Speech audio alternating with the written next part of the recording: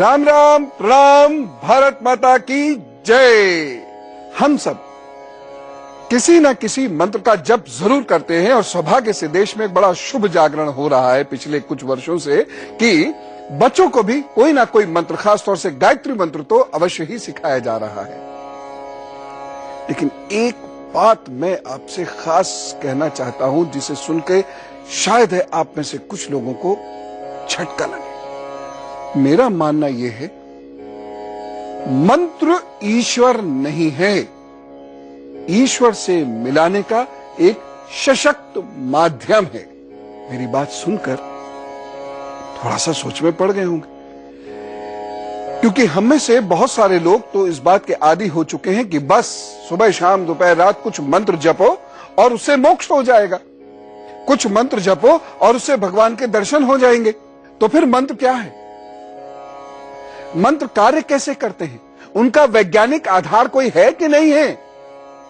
कैसे जपे कोई मंत्र? क्या मंत्र का जप नुकसान भी कर सकता है? कितना सौभाग्य बिखरा सकता है मंत्र?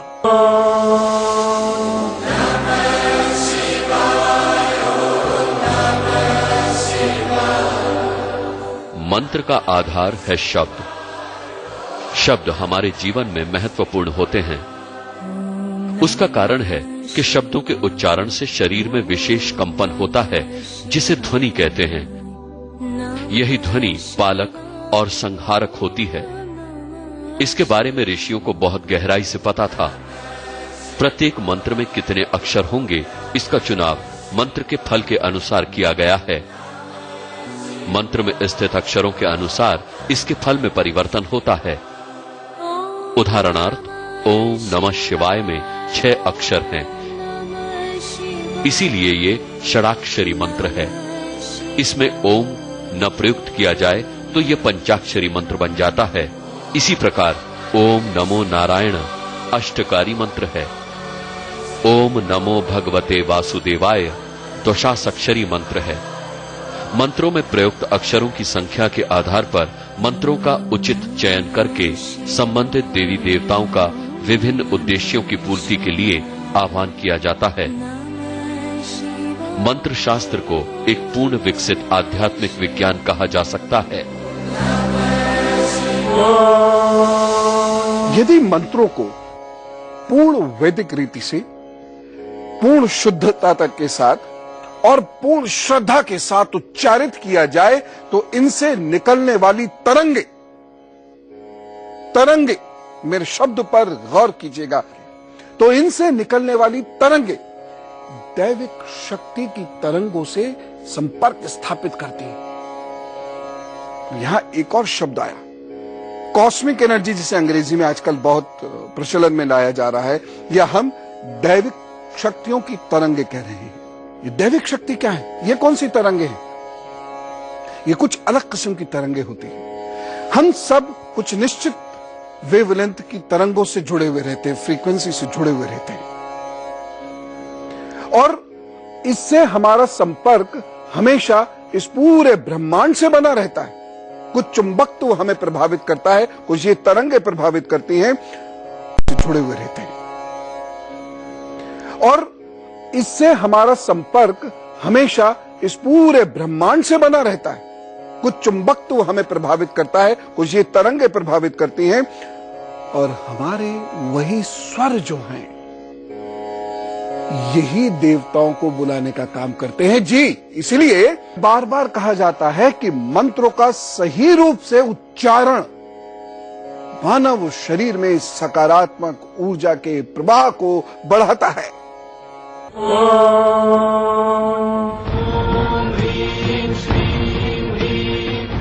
मंत्रों के उच्चारण से मानव शरीर से निकलने वाली तरंगे संबंधित दैवीय तरंगों के संपर्क में आकर मानव मस्तिष्क पर सकारात्मक प्रभाव डालती हैं।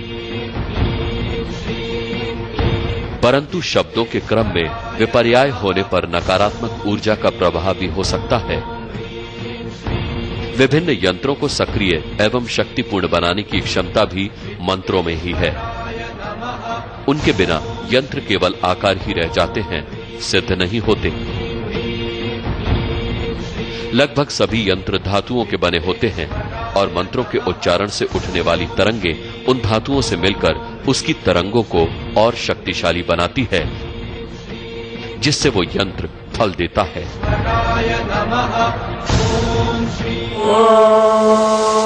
कोई भी मंत्र ओम के बिना शुरू नहीं होता। ओम के महत्व को भी समझाऊंगा, लेकिन उससे पहले ओम की बात करते हैं। मैंने आपको भारत पर्व के धारावाहिक में बताया था कि ओम आदि अक्षर है, प्रणव अक्षर है, प्रथम अक्षर है, ब्रह्मनाद है ओम, और ओम का मंत्रों की शुरुआत में लगाना भी एक बड़ी वैज्ञानिक प्रक्रिया है। हार्वर्ड जैसे विश्वविद्यालयों में ओम पर गहन अनुसंधान हुआ और उसके बाद जो परिणाम सामने आए उसने एक बार फिर से यह साबित किया कि भारतीय ऋषि मुनि ध्वनि और उसकी तरंगों के बड़े ज्ञाता थे। बोलिए भारत माता की जय।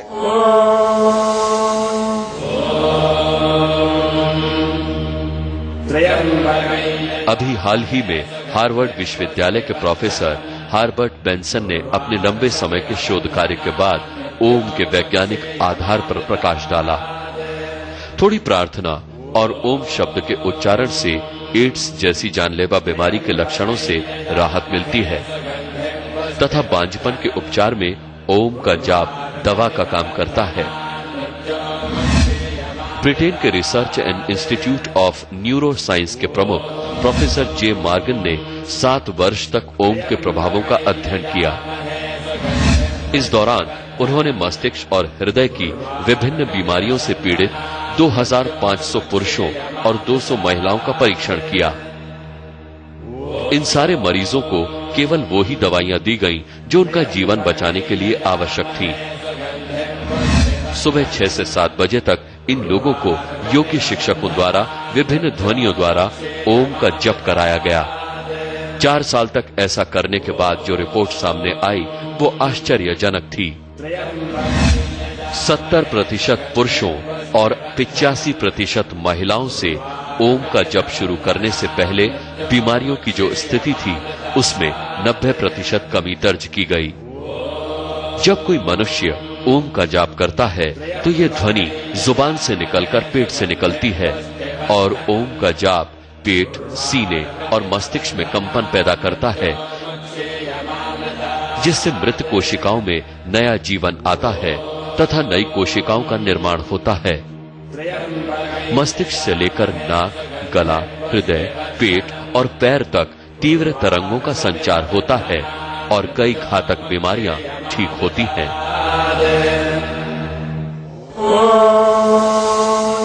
ओम की ध्वनि के इन्हीं गुणों की वजह से सभी धर्मों में और संप्रदायों में उसका महत्व है। अलग अलग हो सकता है लेकिन महत्व है।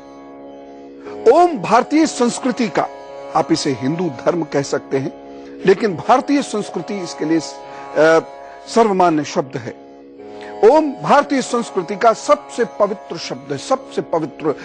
लेकिन उसके अतिरिक्त ईसाई समुदाय, मुस्लिम समुदाय, यहूदी समुदाय भी कहीं ना कहीं इससे जुड़ा हुआ है और ये बात मैं प्रमाण के आधार पर, शोध के आधार पर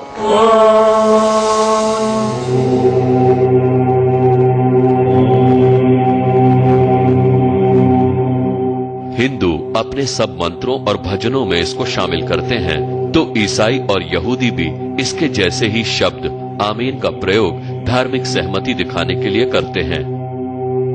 मुस्लिम इसको आमीन कहकर याद करते हैं, बौद्ध इसको ओम मणि पद्मे हूं कहकर प्रयोग करते हैं। सिख मत भी एक ओमकार अर्थात एक ओम के गुण गाता है।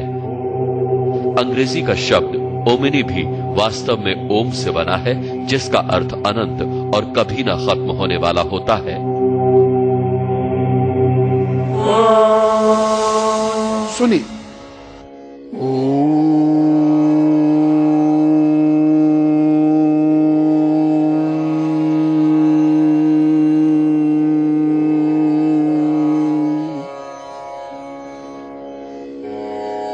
एक ध्वनि। नाभि से प्रारंभ हुई मस्तिष्क और उसके बाद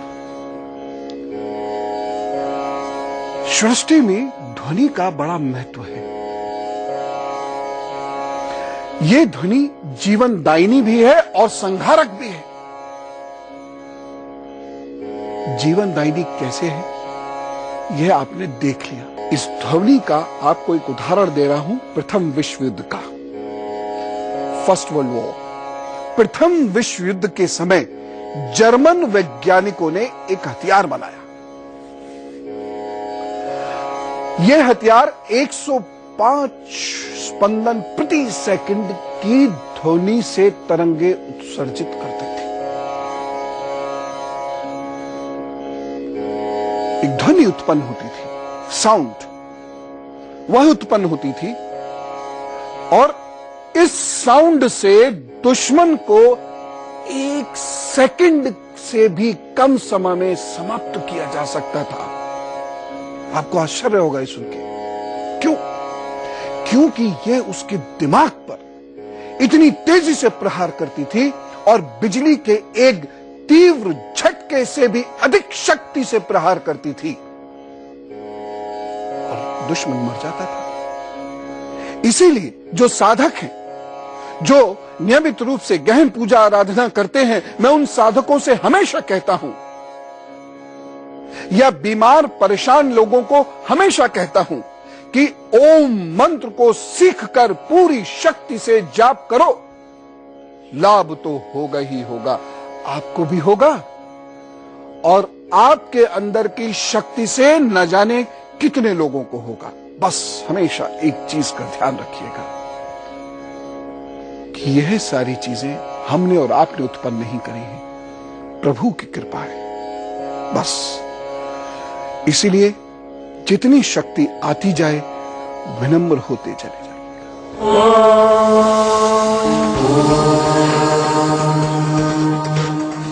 संगीत का मानव जीवन पर बड़ा महत्व है। प्राचीन काल से संगीत का उपयोग मन, शरीर, आत्मा को शुद्ध और शांत करने के लिए किया जाता है। ईश्वर की पूजा के लिए भी गीत संगीत से आराधना की परंपरा रही है।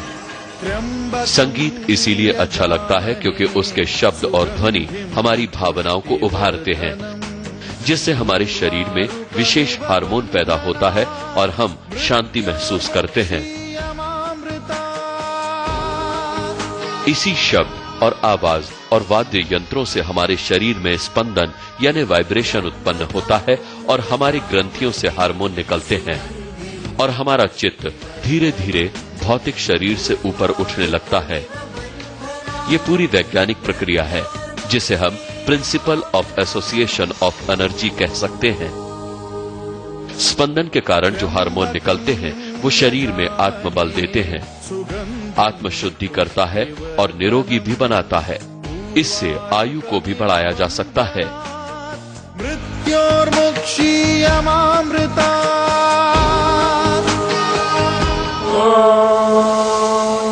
संगीत भी हमारे जीवन में कई सकारात्मक प्रभाव डालता है। क्यों? क्योंकि संगीत में भी ध्वनि होती है। प्रत्येक व्यक्ति को किसी ना किसी मंत्र का जप अवश्य करना चाहिए। और इसमें कितना समय लगता है? 5 मिनट, 10 मिनट। बहुत कुछ मिलता है एक मंत्र से, और इतना पाने के लिए कुछ समय तो आपको निकालना ही होगा। और कभी मत कहिए समय नहीं है, भाग रहती है, दौड़ रहती है।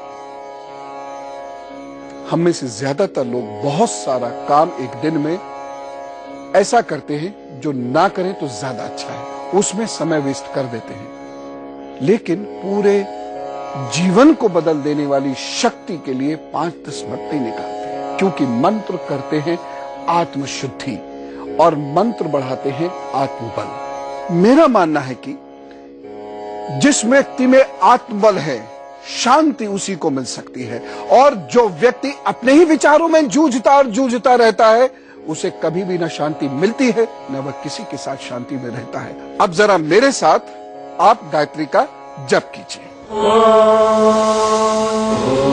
मुख की सूक्ष्म ग्रंथियों और तंत्रिकाओं में खिंचाव उत्पन्न होता है जो शरीर के विभिन्न अंगों से जुड़ी हुई हैं। 24 अक्षरीय गायत्री मंत्र शरीर की 24 अलग अलग ग्रंथियों को प्रभावित करते हैं। इन ग्लैंड्स बेहतर कार्य करते हैं, जिससे ऊर्जा और आयु बढ़ती है और मस्तिष्क बेहतर काम करता है। गायत्री मंत्र के जाप का 3 समय बताया गया है। एक सूर्योदय से पहले, दूसरा दोपहर में और तीसरा सूर्यास्त से थोड़ी देर पहले डालते हैं। यह मंत्र जीवन और निरोगता का मंत्र है। बुरे ग्रहों का प्रभाव, जैसे शनि का प्रभाव है, राहु का प्रभाव है, या मार्केश ग्रह जो ये बताते हैं कि आपकी मृत्यु या मृत्यु तुल्य कष्ट आपको होने वाला है, उनके प्रभाव हो, आप इस मंत्र को कीजिए। शरीर में रोग ना जा रहा हो, आप इस मंत्र को कीजिए। इस मंत्र के साधक तो यहां तक कहते हैं कि यह मंत्र मुर्दे में भी प्राण फूंक सकता है। मौत के बराबर कष्ट सहने वाले लोगों पर यह मंत्र अचूक कार्य करता है। हां, विधि सही होनी चाहिए। गायत्री मंत्र और महामृत्युंजय मंत्र 2 ऐसी अद्भुत देन है ईश्वर की हमें, जो बड़े बड़े रोगों से मानव को बाहर ला सकती हैं और मृत्यु को टाल सकती हैं। दरअसल इस मंत्र में जिन अक्षरों संपुटों का प्रयोग किया जाता है, उनसे इंसुलिन, मेलेटोनिन और मस्तिष्क के limb system, nervous system T4, T3, adrenal medulla, यह वह अंग हैं जिनसे बल मिलता है, जो मजबूत होते हैं जब इन मंत्रों का जप किया जाता है। इसलिए इन मंत्रों को जीवनदायिनी मंत्र कहते हैं। महामृत्युंजय मंत्र के 3 भेद हैं: मृत्युंजय, मृत्यु संजीवनी और महामृत्युंजय। इस समय केवल महामृत्युंजय की बात करते हैं। ओम भू भुवः स्वः, ओम होम जूम सह।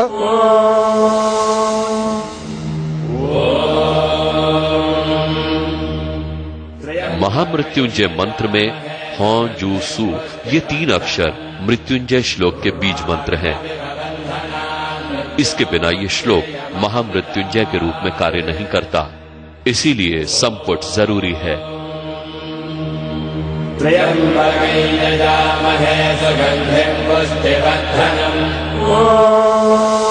हम लोग सामान्यतः क्या कहां से शुरू करते हैं?